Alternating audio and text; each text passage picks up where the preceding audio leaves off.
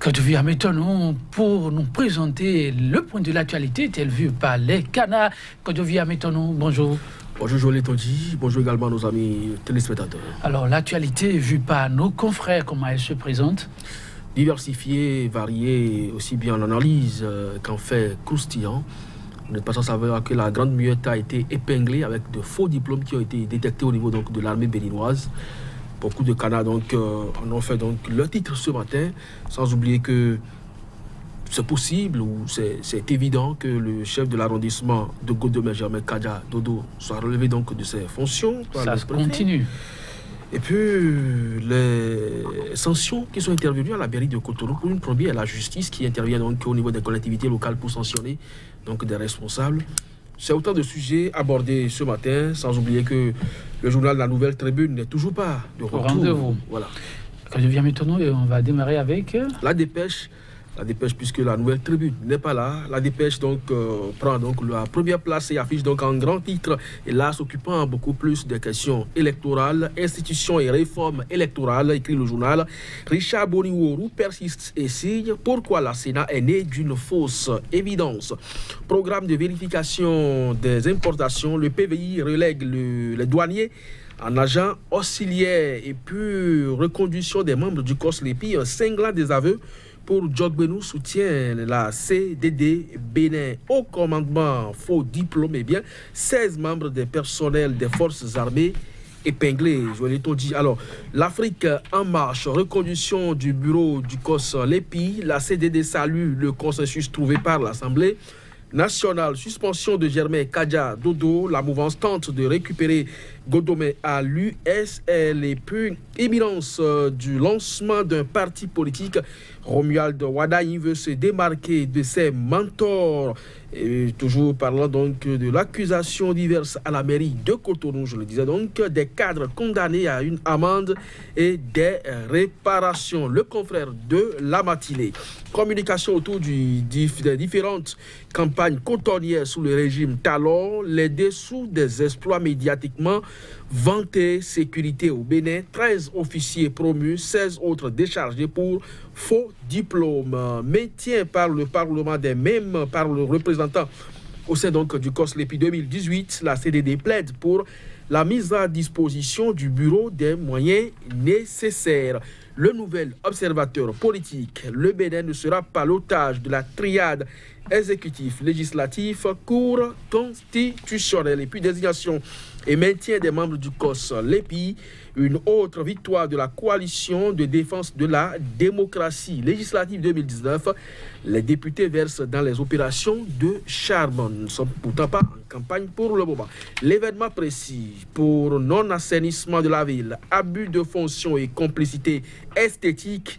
La justice sanctionne des responsables de la mairie de Cotonou, le DST de Cotonou et 3 autres responsables sont mis donc de prendre toutes les mesures pour l'assainissement de la ville avant le 15 juillet prochain. Matin libre, installation effective d'un autre COSLEPI le 1er juillet. La condition pour juger de la bonne foi de la Cour, gouvernance locale sous la rupture après les destitutions, l'ère des révocations, et puis faux diplôme au niveau de l'armée béninoise. 16 officiers épinglés. Quotidien.media pour terminer. Reconduction des anciens membres du COSLEPI. La CDD se réjouit de la victoire du peuple et dénonce l'hypocrisie du Parlement. Armée béninoise, 16 détenteurs de faux diplômes dénichés, et puis condamnation des fonctionnaires de la mairie de Cotonou, une première qui doit faire école Joël Tondi. Merci, Kodovia Métonon. Nous allons commencer avec le dernier sujet évoqué par Point Média, qui est également à la une de Matin Libre. Je lis en deuxième une. Gouvernance locale, voilà, sous la rupture après les destitutions, Kodovia Métonon, l'ère des révocations, remarque Matin Libre. Ouais, je crois que ça fait déjà 3. Ben, c'est vrai qu'ici, ce n'est pas des maires, mais à part Liadi Soglo, il y avait quand même le cas Casimir Sossou de Aplaroy que nous avons évoqué ici. Maintenant, ici, les questions donc, de Germain Kadja Dodo, qui est chef d'arrondissement de Godomé, qui est donc relevé donc, de ses fonctions par l'autorité de tutelle. Et ici, on parle de cas de mauvaise gestion. Les preuves jusque-là ne sont pas encore parvenues à notre rédaction pour qu'on puisse apprécier donc de fond en comble le sujet. De toutes les façons, ça ne fait que commencer. On aura donc les jours à venir beaucoup plus d'informations à propos donc de cette mesure du ministre en charge de la décentralisation et de la gouvernance locale. Maintenant, c'est vrai, si la lutte peut être menée contre la prévarication de nos ressources au niveau des collectivités locales et dans tous les sens, ce serait bien parce qu'il y a quand même des mairies qui sont officiellement citées et qui ont montré leur légèreté dans la gestion de la ressource publique, mais jusque-là, les maires sont toujours au poste, ne sont pas inquiétés. Est-ce que la lutte au niveau des collectivités locales reste toujours sélective? C'est une interrogation. Il faut donc aller voir beaucoup plus en profondeur pour dénicher tous celles qui sont impliqués dans les mauvaises gestions au niveau des collectivités locales. Tout à fait. Un plaidoyer pris en compte aussi par le confrère de la matinée, mais on ne va pas s'attarder sur ce sujet. Autre sujet important, sécurité au Bénin. 13 officiers promus, rapporte le quotidien, mais 16 autres Cordovien Méton ont été déchargés, mais pour faux diplôme. Oui, je crois que l'information a circulé sur les réseaux sociaux dans la soirée d'hier, un peu comme au niveau de la douane. L'armée également doit être nettoyer. Et les questions de faux diplômes, il faut quand même les décourager parce que la plupart du temps, vous avez des méritants qui sont laissés sur le carreau alors qu'on a besoin d'une armée performante, d'une police aussi efficace, d'une douane au point pour que le travail soit fait. Parce que le rapport, par exemple, de l'OMC qui dénote de ce que le Bénin aujourd'hui est en difficulté avec son programme de vérification des importations, c'est bien sûr lié à l'inefficacité de la douane. Donc si on a des gens qualifiés à ce niveau, je crois que le travail sera fait et ça fait partie entre autres des recommandations de l'Organisation mondiale du commerce. Là-dessus, nous avons aussi besoin d'une armée suffisamment formée et des gens qualifiés puisque nous sommes quand même au cœur de foyers de tension. On sait quand même que la nébuleuse Boko Haram continue donc de perpétrer des actions et nous sommes quand même un État frontalier avec le Nigeria. Donc il faut quand même mettre l'homme qu'il faut à la place qu'il faut.